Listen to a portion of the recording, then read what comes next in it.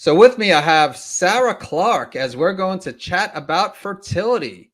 And first, let me dive into her bio. As when Sarah was 28 years old, she received a diagnosis of premature ovarian failure, and she accepted a diagnosis, and she had both of her children through in vitro fertilization. And then years later, she realized the root cause of her infertility was a food sensitivity and later a gut infection. And so Sarah is a certified life coach with accreditation from the International Coaches Federation and a health coach with training from the Institute for Integrative Nutrition. She is the author of Fabulously Fertile, Supercharge Your Fertility Naturally, her fertility coaching program, which includes functional lab testing, supports couples to make diet and lifestyle changes that dramatically improve the chances of a healthy pregnancy and baby. And then on her Get Pregnant Naturally podcast, she shares that with functional medicine and natural fertility solutions that we can eventually reverse infertility. And definitely check it out. And you're on the usual podcast platforms, iTunes, Stitcher, Google Play, Spotify. And for more information, you can visit her website at fabfertile.com. And thank you so much for joining us, Sarah. Thanks for having me, Eric. You are very welcome. And so let's go ahead and let's dive into your background. Let's talk about how you started helping couples with infertility. Yeah, so for my journey though, so basically in my early 20s, I had irregular cycles. I had, during my teen years, I had great skin, and all of a sudden I started getting acne on my skin in my early 20s. I had a weird fungal rash. So with these irregular cycles and the acne, went to see my conventional medical doctor, and they put me on hormonal birth control. That obviously regulated the cycle, but falsely, and helped the acne a little bit, but not a lot. Then I had this, I'm a big planner, so I had a life plan on getting married at 25 and having my kids at 28. Got married at 25, and then shortly before 28, I'm like, okay, I better get off the pill, figure out what's going on here. So went off the pill. And then that's when I got the diagnosis of premature ovarian insufficiency, or failure as it was known, and which is the loss of function of the ovaries before the age of 40. And told the only way I'd ever have children was with donor eggs. I remember the OBGYN, reaching up on her shelf, grabbing the brochure to IVF and saying, here you go, off you go. And I was like completely shocked, devastated. That certainly wasn't my plan of how I was going to be having my children. But I didn't take any time to grieve. I literally went straight into action, got on a list for donor egg. And back then, the donor egg profile came in the mailbox. So I waited for the maternal and paternal. It went all the way back to the maternal and the paternal grandparents, got the profile. And then we were lucky enough on our first fresh transfer to have our daughter. She's about to turn 21. So this is back in the day when I said donor eggs, and people are like, I don't even know what that is. Now you have more couples going through IVF. You've got embryo adoption and embryo donation. So I was someone on my podcast, she did embryo adoption, where she adopted a little embryo that's been frozen for 13 years, and the natural siblings are 13 years to her little children that she had her now that are 2 and 4. So obviously science can do some cool stuff. So, but yeah, then we had a couple embryos left over, wanted the kids close together, was super stressed about having them close together. Went back in after a year. That first transfer didn't work. Went on another list for a separate donor egg. And then we're lucky enough after 3 years then to have our son. So he's about to turn 18. I'm like, I don't know where those time's gone, but yeah. So after I had my daughter, I remember I had 9 colds. Every cold went into a sinus infection. I thought it was a great idea to take tons of antibiotics for all those sinus infections. I had chronic bladder infections, chronic sinus infections, chronic yeast infections, toenail infections, dandruff. I had my immune system was low. I caught every cold and flu that went by. But I still wouldn't have said I was unhealthy. I was working the corporate environment. Was in HR for years, and I decided I want to bring a life coaching course into HR. When I did that, I had my own personal wake up call where I'm like, oh my goodness, it's health and wellness I've always loved. And then I took a health coaching course. That's when I discovered I had all these food sensitivities, dairy and gluten, later corn. Then I discovered I had gut infections, bacteria and parasites. And then I actually all of this all along, but the thing that I really discovered, took me forever, was chronic stress. I actually thought I wasn't stressed. When I looked back with that diagnosis, I wouldn't even have said I was stressed.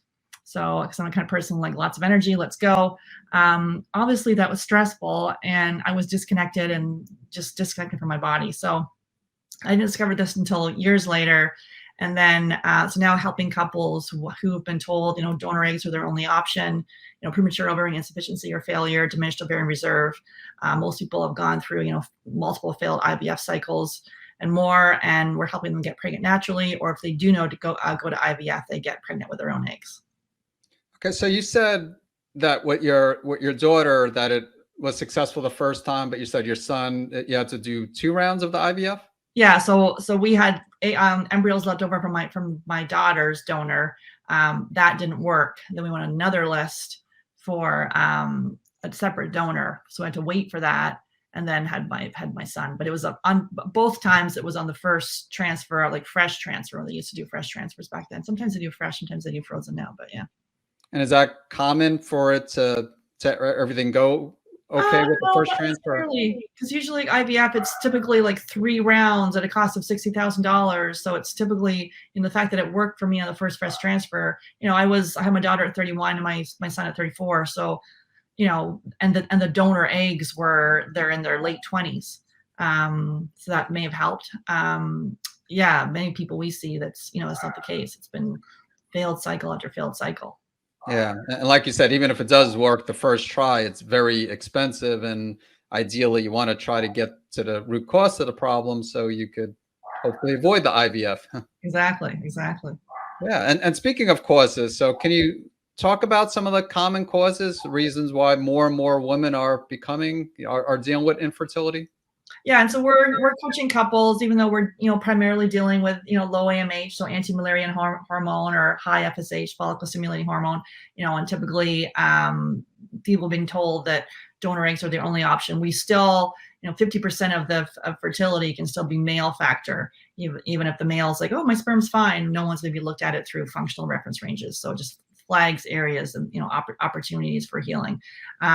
So typically, like, we're seeing all these missed healing opportunities, like obviously thyroid. So thyroid issues, we see more hypothyroid issues, or Hashimoto's, or subclinical thyroid issues. We see blood sugar, especially with the high FSH. We see blood sugar, so insulin resistance and blood sugar irregularities. We see what else are we seeing? We're seeing a lot of like autoimmune disease in conjunction with these low AMH and high FSH. Typically more Hashimoto's or celiac disease, and people are just told, they go to IVF and they have an autoimmune disease and no one even does anything. It's kind of like, oh, by the way, I have an autoimmune disease, and no one's even done any of the targeted changes to look at that. We see food sensitivities, typically non-celiac gluten sensitivity. We see gluten off the charts. People may have gone gluten light or 80% gluten free, but if you have a sensitivity, even a crumb is going to cause reaction in your body. We see like the chronic stress piece. This is very, like, it doesn't matter how old you are. Whenever you decided that you want to expand your family, that there's a lot of stress with that when it's not working, and especially if you've gone through failed IVF, thought that was your solution, spent a lot of money and time invested in there, and it hasn't worked. And then also infertility can impact all aspects of your life, from your social life, going to church, you see families, going out in public, you're seeing families, you're seeing children, you see pregnant bellies. You may, lock yourself off from some of your friends and family because it's too painful. So the chronic stress of this, we see a lot of trauma, either childhood trauma or trauma from the infertility diagnosis that needs to be addressed too. So we believe in a mind, body, spirit approach. Like, we can look at the biochemical stuff, but it's really important to also look at mindset, and the spiritual side of it, like really believing the spirit of your baby is waiting for you and it's ready to come down when he or she is ready to come. So that piece, because many people feel that diagnosis from the reproductive endocrinologist can get embedded in their subconscious and saying that you will struggle, it's not going to work, you can only use donor eggs, and people start to believe that. So it's really important to believe that you're not broken, that you're fertile, that you can conceive. So it sounds like you take a whole body approach. You mentioned diet and the importance of gluten, but then also stress and past traumas could have a big impact. Of course, sleep. So you look at the whole picture. Yeah, sleep for sure. We work on sleep for months. And we see a lot of people with dysregulated sleep, tired and wired when they wake up, unable to fall asleep. And so it could be, gut bugs or gut infections. It could be that, or nutrient deficiencies. So we see a lot of sleep with both partners that are people have struggled for years, like going to bed can't even sleep at all. And after making the changes, they're able to finally get their 8 hours. Let's talk again about diet. So, you mentioned gluten, which a lot of people listen to this are familiar with the concerns with gluten sensitivity. You also mentioned celiac, but as you said, even if you don't have celiac disease, you could have a non-celiac gluten sensitivity. So I'm sure also there are some people that might listen and say, how could diet, like how can eating gluten, prevent myself from getting pregnant, either impact the female or the male. Can you expand a little bit about like food sensitivities and even like talk about the relationship between gut health and infertility? Yeah, so a lot of people, let's go back to a lot of people like me were put on hormonal birth control that can predispose you to food sensitivities, gut infections, and nutrient balance. So we see that a lot. So predisposition to that. But with the food sensitivities, like if you've got a food that you're eating and it's coming in every day and you're eating it, it's causing inflammation in your body, and your body wants to survive, not procreate. So it's like causing all this inflammation. So once we take out those top allergens, we have our couples start off with an elimination diet, taking out dairy, gluten, soy, corn, peanuts, eggs, processed sugar, and alcohol for 10 days, and then systematically reintroduce over the course of 30, then you can really see how each food impacts your body. Because most people, they come to see us, it's not like a sick population, but they don't know how unwell they are until they feel amazing. So they could have all these kind of niggling little bloating, they could have eczema, they could have, postnatal drip, they could have digestive issues. They don't know how great they can feel when all those little complaints start to, seemingly normal, but seemingly common, but not normal complaints go away. So the food piece is huge. And then really we see people's energy, all areas of their life improve just by eating the right diet, taking out those top inflammatory foods, reintroducing it. We have them tweak it with food sensitivity testing. So some of the times you would take out some of the foods for 60 to 90 days. If it's red on some of the testing, you take it out then. And then most of the food, probably not gluten, but most of the food you can bring back in once you're healing the gut too, because we're doing gut testing, looking at the DNA of your stool. And we see a lot of people with bacterial infections, fungal infections, multiple parasites. We see stomach like H. pylori, so you're not be able to absorb all the nutrients, passing back and forth to partners. So once you heal the gut, work on gut repair, then a lot of those food sensitivities that you may have, especially if you have leaky gut, your body's mounting that immune response to your favorite food. We've had that with the food sensitivity test where people take it, and lo and behold, you're like, oh my goodness, I'm intolerant to all the foods I'm eating on a regular basis, which I've had that. We see it a lot with our clients. So as you heal the gut, work on like eradicate the infection, start to repair the gut, and then take out those inflammatory foods, then the body starts to come back in line. And lo and behold, people's cycles that, like we just had someone here that has 0.02 AMH. I basically told it's over. She's very young, like 26, 27. Like within 6 weeks of working with us, like her period's already back, and she hasn't had it within like years. We've helped people get pregnant naturally with an AMH of 0.04. This is like conventional medicine turns your back on those people. So. Wow, no, that's awesome. You said for the stool test, you said DNA testing. Do you use the GI map then? Yeah, we use the GI map still. Yeah. Okay. Great. And then you said for the food sensitivity, you said you did the testing and you also do an elimination diet on top, like you start them out off an elimination diet and do the food sensitivity testing? Yeah, we start an elimination diet. We have a protocol that they follow, and then we use the Vibrant America Zoomer, depending on where they are in the country. Okay. All right. How about other tests? Do you look at? I think I think I heard, because before doing these interviews, I always do my research and I try to listen to at least an episode or two of if the person's on the podcast. And you are on a number of different podcasts. I think you did. I heard you did Dutch testing as well, correct? Yeah, we do. So we'll look at the adrenals. So we may do just an adrenal test to start with, because a lot of times people, like, it's a type A, busy, ambitious person who in the past they've done a whole bunch of stuff and now they're throwing everything at this. Maybe their adrenals are completely fried. Their cortisol's flatlined. So it's important for them to see what's happening with their cortisol levels, so then they can pull back and like really work on self-care. So we do the Dutch adrenal, or we'll just do a full Dutch complete, looking at your sex hormones, which pathways are going down, looks at your melatonin. We see a lot of people with, a lot of times, and many people in the fertility sphere, they'll read It Starts with the Egg, which is a popular book by Rebecca Fett, and there's a lot of good information in there, but there's some of the stuff is kind of geared more to IVF. So taking melatonin, and melatonin can be helpful, but like why do you necessarily need to take it? Where like, let's figure out why it's low in the first place. And it may be necessary, but many people aren't even taking magnesium. So looking at so we use a Dutch test. We do genetic testing. We're doing a female hormone panel, and it really will give us what's happening with your blood sugar, your thyroid. It looks at the FSH number, and more. Female hormone panel. And then it'll tell us specific diet and lifestyle and supplement recommendations to support those genetic steps. So it's not like, oh my goodness, here's your genes, you're doomed.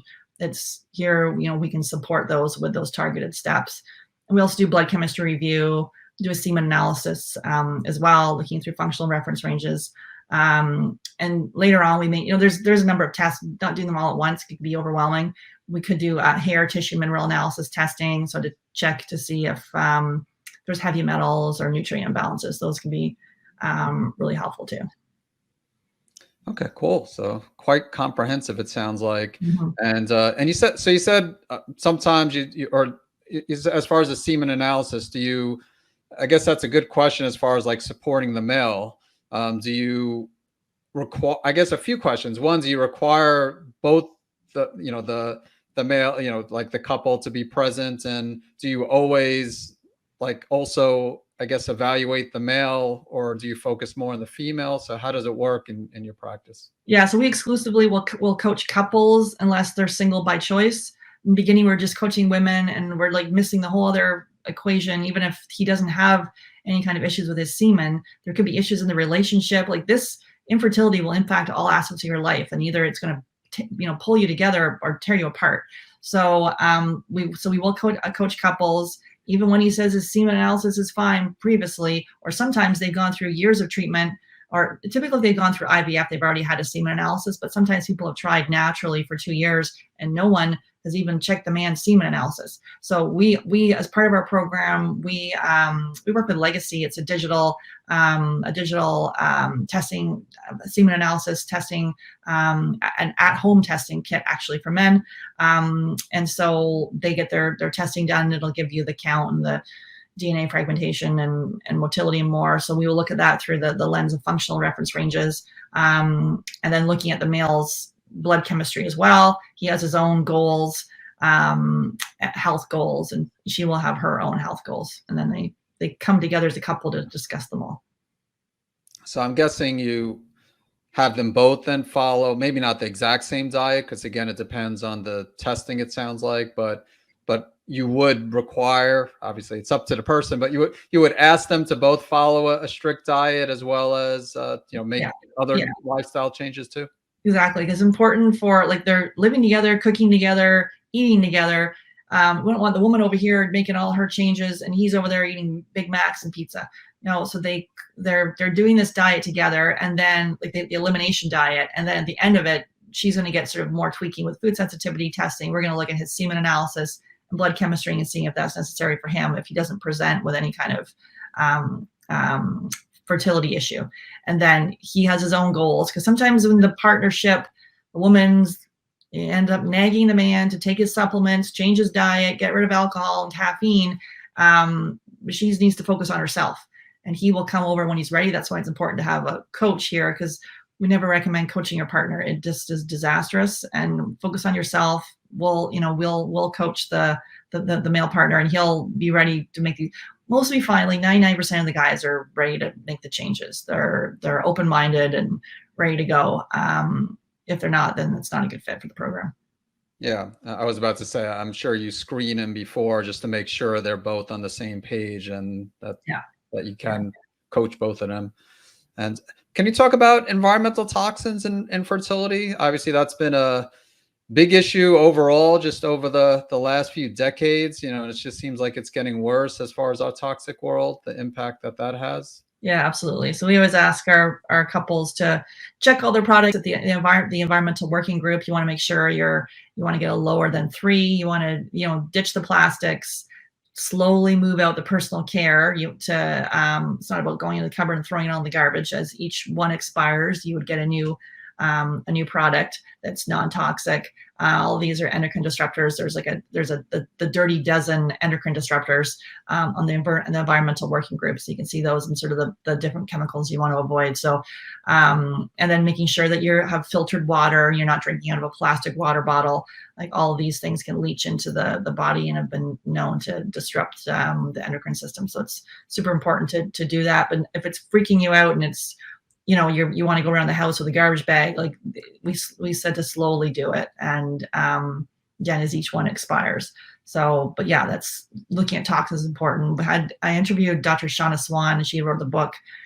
Oh, I can't remember the title now, but she had a study that just came out talking about in the last 40 years, for male fertility is like dropped by 50%. So it's like, and a lot of it is due to some of this environmental toxins. So the glyphosate that's sprayed on, food crops, so making sure you go organic, the stuff that's in our water, all the chemicals, like over 85,000 chemicals we're exposed to. So looking at that stuff is really important. If someone was like a first step, we're like, go organic. Yes, cheap food is not good and good food is not cheap. So it's sort of, that kind of piece. People are like, I don't want to go organic, but you can, do the clean 15 or the dirty dozen. Make sure the dirty dozen foods, you make sure those are organic. But the environmental toxin piece is key, but to slowly do it. Okay, so organic food, filtered water, purified water, and you mentioned the cleaning products, cosmetics. So really, a lot of course, what they're going to do is in their own home, because once you step outside, there's only so much you could do. Anything else? Like, do you recommend? I guess like air purification systems or supplementation to help like with the detoxification process? Or yeah, like you can go and get the air filters. You can do that. Like there's the light the blue light that impacts the body too. So that from an environmental standpoint, from the tablet and your screen. So we recommend blue light blocking glasses. From a supplement, like we're recommending a whole protocol based on the testing and your health history. And so with that, we have binders and things to, mop up if we see kind of exposure. And then also with detox symptoms, we look at doing rebounding and dry skin brushing. And we always recommend a castor oil pack over the liver to really help, move these things, the sludge out of there. So, some teas, so like milk thistle tea and lots of water. Many people that come to us, they're like, I'm drinking 1 to 2 glasses of water a day. So even just making sure you have a good filter, at a minimum a Brita. It's not our favorite, but we like a Berkey water filter, and then getting a glass or a stainless steel water bottle and just take it with you. Sounds good. Yeah, I'm not a big fan of Brita either. I guess it's better than just drinking tap water. Yeah. Or fridge, right? People do the fridge or the tap, which fridge is not much different. So I would agree with that too. And how about sauna? Do you ever recommend sauna, infrared sauna? Yep, sauna can be good as well. We recommend that too. So yeah. All right. So thyroid, you earlier said mostly you see hypothyroidism, Hashimoto's, which is a lot more common than hyperthyroidism, which is what I dealt with. And a lot of my patients deal with hyperthyroidism, although also we get listeners who have Hashimoto's. So do you notice, most people who have hypothyroidism have Hashimoto's.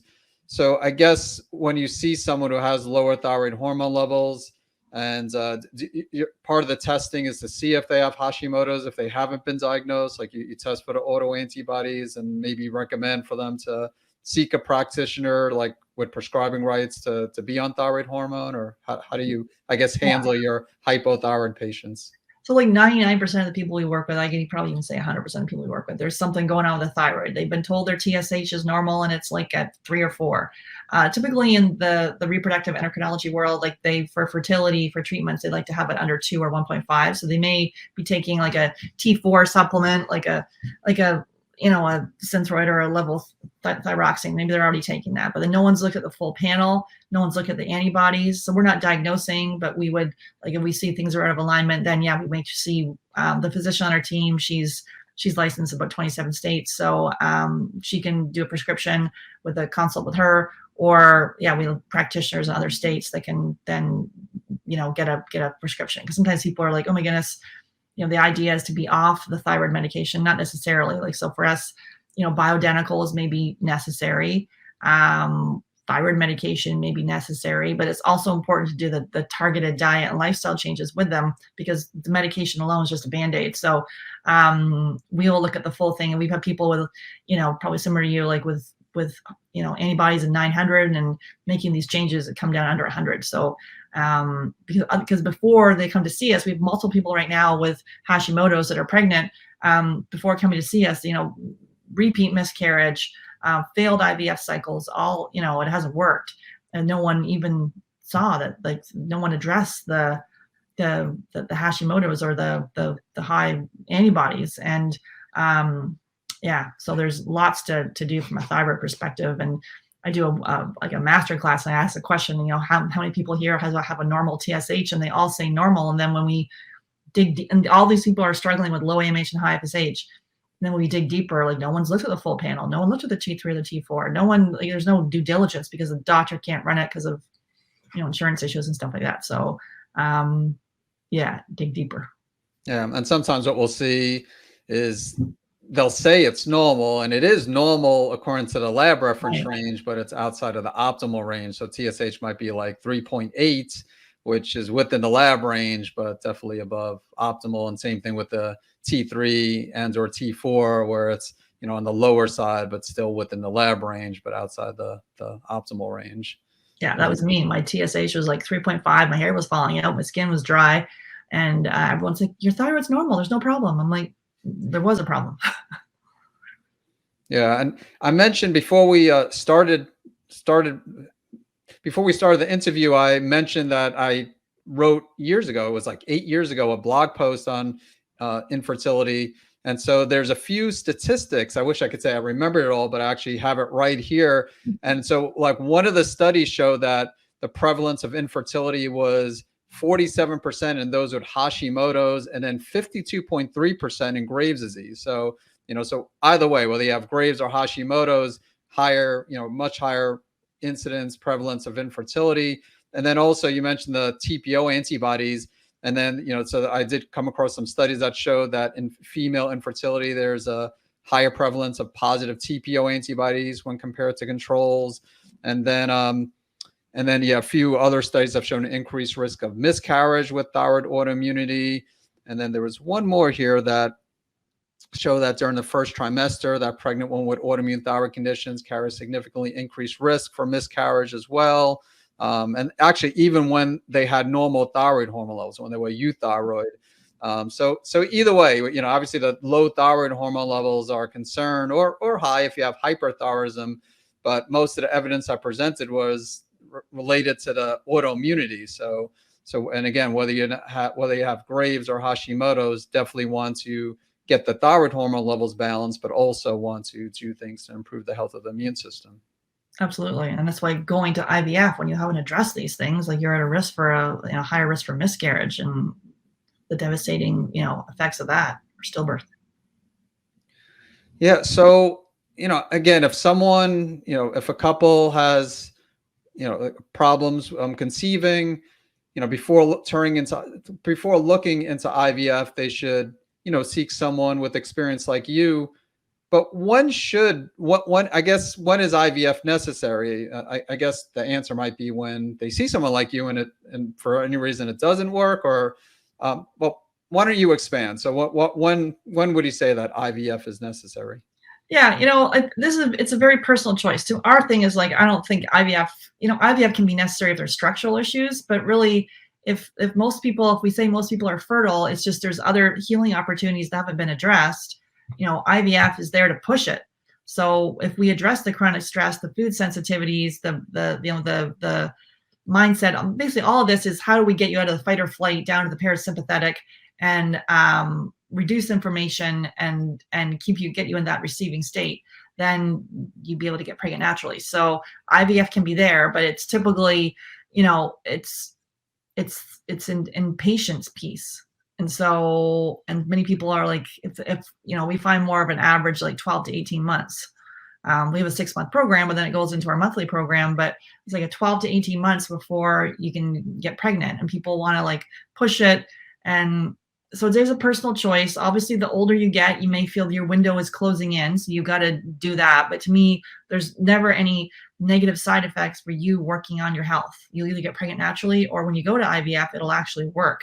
And your IVF doctor is, your RE is just not going to tell you any of this stuff. They may. I did hear the other day someone, one of the REs said, "Oh, you should go dairy and gluten free." I'm like, oh my goodness, someone said that to them. So that's good. So some of this stuff is permeating into the conventional side of things, but typically, it's pushing you over there, but it is a personal decision. You have to do what feels right for you. But they're selling packages of IVF now. Buy a 3 package, or I don't know. There's just a lot of insurance, and this egg freezing. There's a whole wild west of the infertility, the fertility industry, which is like, I don't know if it's trillion, but billions, huge. And now with stuff that's going on in the world right now, the infertility, it's 1 in 8 in the States, and 1 in 8 couples that are struggling. So most people know someone that have are struggling. So it's and to me, it's only going to get worse because of all of this environmental toxins and things that are coming at us, and male fertility and things. So to me, working on your health first, either pregnant naturally, or if you do go to IVF when you're ready, if necessary, then you can make that decision. And are there a lot of side effects associated with these fertility treatments with IVF? Yeah, like there's, I've done an episode on that about the hormone, like some of them can be a higher risk of cancer, ovarian cancer, and other things from some of these drugs. Now, a lot of this, like, there's not a lot of research around some of these things, but you got to think, if you're pushing your body to do something that it's trying to say, hey, I'm not ready right now, because the reproductive system will be deprioritized, and the rest of it wants to, keep you walking and moving, and you're pushing it, what we don't really know. And even with IVF children, like both my kids, I didn't figure any of this out. Both of them have food sensitivities. Like both have mood imbalances. Did it because I didn't work on my stuff beforehand that they had that? Maybe. I think so.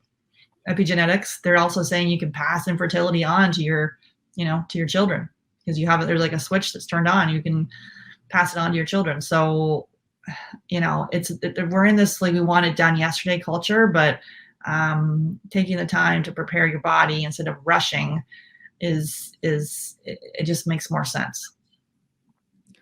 Yeah, I agree. I definitely agree. I also speak with many women who, I'm working with them on their thyroid conditions or autoimmune thyroid conditions. And, many of them want to get pregnant too. They're at that age, and, they're telling me that, can I get pregnant or can I start trying within 3 months or 6 months? And, they're putting a timetable on it.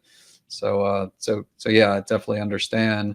And I agree that you want to, try your best to avoid, of course, the IVF. But even if you end up doing the IVF, you want to try to do things prior to that to improve your health, not just jump into the IVF. But before doing that, yeah, it makes sense that you wouldn't want to just give it 3 months or 6 months. And maybe in some cases, it depends on the person. Sometimes that might be enough, but if 6 months isn't enough, 12 months might be the answer for you. And it would be a shame for someone listening to give up after 6 months, get the IVF, when maybe they just needed another 3 to 6 months. Mm-hmm. Yeah, to dig a little bit deeper on some of these things. But if you have a targeted plan with the ad testing, and you have someone kind of looking at the plan to see how we can optimize it, because a lot of times people are just following generalized guidelines, fertility superfoods and fertility diets and all these things that may have worked for someone else, but not you. So you take that target approach, and the functional approach is extremely targeted, and then having a team to help you dig in and work on, a lot of these limiting beliefs, or dealing with stress can really be helpful too. Wonderful. So Can you give a few action steps for or a summary of just what people should do if there's couples listening who, again, they've been struggling with infertility and they really want to try to avoid IVF? What are some action steps that they could take? Yeah, so I would start with do the diet. Like if you're ready to go hardcore, do the elimination diet. I've got an episode on my podcast, Get Pregnant Naturally. So how and why to do the elimination diet. You can do that. Or if that's too hardcore, at least go organic. Really work on the diet piece with your partner together. Second would be like focus on sleep. Go to bed before, the most restorative sleep is between 10 to 12. Go to bed before 10 if you can. Really prioritize sleep. Don't get the FOMO. Prioritize your sleep, and then work on your intimacy. So it's not just about baby making. It's love making. Date nights, things that really, because a lot of times there's a lot of strain on the relationship. So reconnecting with your partner. Don't put joy on hold until the baby comes. Like focus now on what makes you happy, and that whole self-care piece is not, it's a buzzword, but it's important to mother yourself now, parent yourself now before your future child comes. So work on the diet, work on the sleep, and then dig into that self-care to get yourself out of that like fight or flight. If you're feeling like panicked and you've got to rush and your eggs are too old, like really, really dig into that piece that, you are fertile. You are a mother now the moment you start trying, or a parent the moment you start trying, and really dig into that intuition that your body better than someone else that may have labeled you with this diagnosis. Your body better, and so it's important to know that and just kind of be empowered by that.